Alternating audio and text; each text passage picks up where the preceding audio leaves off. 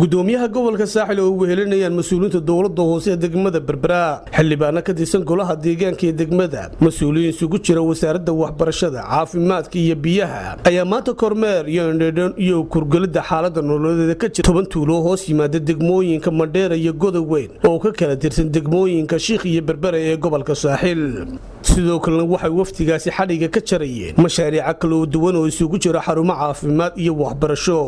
oo laga kala fuliyo deegaanadaas iyagoo hadallo kala duwan ka soo jeediyay deegaanada ay xadhiga ka jarayeen mashaariicaasi waxa jirta gobolkii waxa naga gooyay wax la yiraahdo wada xumo socodkaygu uu ku liitaa hadday tahay gaari caafimaad hadday tahay gaari bileys waxa gobolkii saaxil ee aanu ka mid ahay godoon nagaga dhigay waa wadalaan maanta si wadada jarato loo amaanta ee gobolka isku xiri lahayd loo furi lahaa ka wakaalad ahaan maanta waxaan aad u jecelahay inaan qayb ka qaadano si ay dhiirigelin ugu noqoto ardayda maanta ka baxay sekondariyada inaanu 4 arday oo ka mid ah jaamacadda fiiga jaamacadda aan ku bixin doono wakaalad ahaan oo ugu deeqayno baahiyaha ay odayaashii halka ka hadlayay ay sheegteen waxa uu sii dheer waxa weeyaan waxyaabaha koskareynayna waxa weey waa wada xumada waxaan leenahay wixii gobolka extension ku soo xarooda in mudnaanta la siiyo community-gana aad iyo aad baan ugu mahadnaqayaa dadaalka ay muujiyeen macallimiintu waa taa markaa laakiin waxaan u baahannahay macallinka mushahar waa loo qori karaa tuulooyin fara badan baa jira macallinkii lacagtii loo qoray iskuulkii loo dhisay kormeer markuu soo maro iskuulkii cidlaa marka la yimaado macallinkii mushaharka laga joojiyo hadhowto odayaashii iyo haydhkii iyo ciidamadii ay bur soo qaadanayeen maxaa looga joojiyey macallinku idinku idin shaqaynaya waxay kaloo hal ay wax uga dhageysanayeen xaaladda ka jirta deegaanadaasi haldoorka iyo odayaasha deegaanada kala duwan ku nool ay mariyeen waftigan iyagoo qoranaya cabashooyinka kala duwan ee deegaanada yaala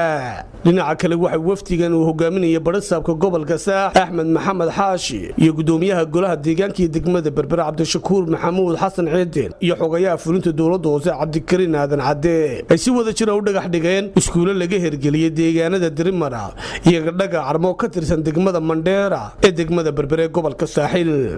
waxa aad iyo aad farxad inagu safarkan maanta inoogu nimi ina qayb ka hadan qorshihii dawladda hoose magaalada Berbera tallaabooyin hore iyo waxqabad horena aynu bilownay oo la qabtay maanta in iskuulka u soconno in dardaaran weyn ba halka la idinka siiyay mas'uuliyadda dawladdu waxa weeyaan in imkaaniyaadka waxay qaban karto qabato iyo dadka deegaanku bal iyaguna ay la qoostaan annagu haddaan nahay maamulka degmada 3 jeer tiraba 3 jeer ayaanu soo dirnay annagu si ay Godoweyn biyo ama ceel biyood u hesho 3 jeerba waxaan soo dirnay dad iyagu shaqo taga oo iyagu riga gala ayaanu ku nirnaa qandaraas ku siinayna hadaa doon si goob aad ka shaqeyso biyo ka doon Godoweyn iyo Godoyar kolba ka adka heshaba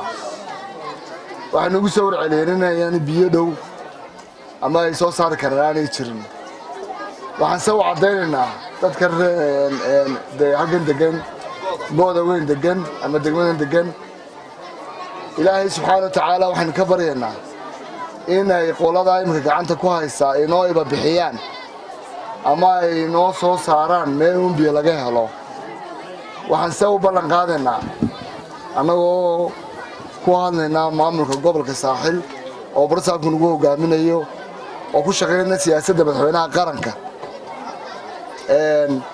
in haddii biyaha la helo aad ka seexanaysaan in riiga la keeno oo riiga biyaha la soo saaro meer baanu ahayn dhammaan maamulkii gobolka iyo degmadaba intii badnayd waanu ku soconnaa waxaanu indhaynaynaa baahiyaha dadka iyo xaaladda ku jiraan iyo siday u nool yihiin iyo xaaladda jirta ee dhabta ah intaasanu indhaynaynaa waxay kaloo waftigan ay soo kormeeno tuulada Cilaan oo ay ka deeyeen roobab laxaale isla markaana roobabkaasi ay gaarsiiyeen khasaare guryihii ku yaalay deegaanadaasi iyagoo mas'uuliyiinta gobolka Saaxil iyo ka degmada Berberna u ballan qaadayeen in wax kala qaban doonaan xaaladda ka jirta deegaanada Cilaan Sadiiq Arab Salaaman telefishinka caalamiga oo Cable TV magaalada Berbera magacaygu waa Suldaan magacaygu waa Seeraar isku si ayaan u hadalaa isku sina waanu libisanaa isku midna waanu nahay anigu waxaan isticmaalaa Samtel isagu ma uu isticmaalo samtel anigu in badan baan samtel ku hadli karaa balse isagu sidaa ma samayn karayo war maahayn run miya waa runtay 24 saacadood waxaan ku hadlaa 2500 oo shilin oo waa bilaash bishii oo dhan waxaan ku hadlaa $5 oo kali ah caadi ma aha maxaad mar hore iigu sheegi weyday fikir hadal oo hadaalin maalinta oo dhan ku hadal 2500 oo shilinka Soomaaliland ama bishii oo dhan ku hadal $5 oo kaliya samtel shirkadda dadweynaha